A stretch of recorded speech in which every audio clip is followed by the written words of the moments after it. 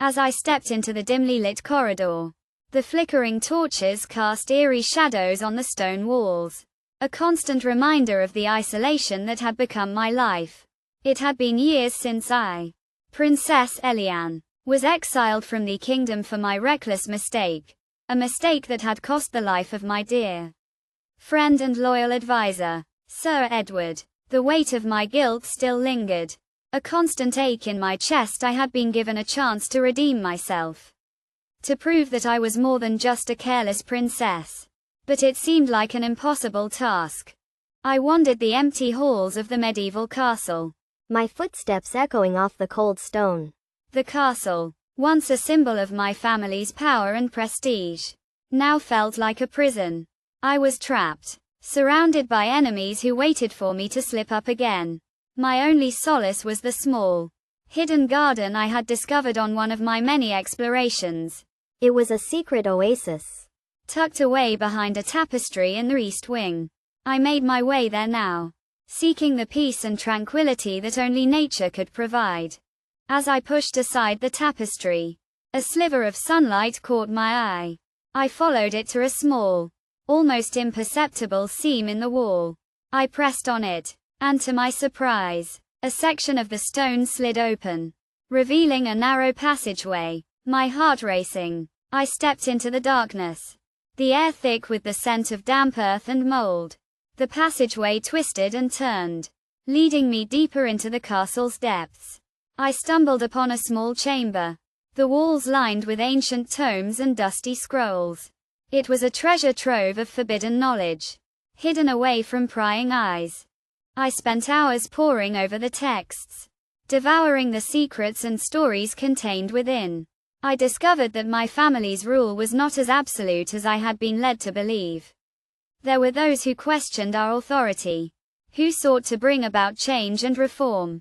I realized that my mistake, though devastating, was not the only factor that had led to my exile. It was a convenient excuse, a way for my family to maintain their grip on power. As I delved deeper into the chamber, I heard a faint cry for help. It was a soft, desperate whisper, but it was enough to send a shiver down my spine. I followed the sound to a small cell, hidden behind a false wall. Inside, I found a young woman, her eyes sunken, her skin pale. She was a rebel, a member of a secret organization that sought to overthrow my family's rule. I knew that if I was caught, I would be punished severely, but I couldn't bring myself to leave her behind.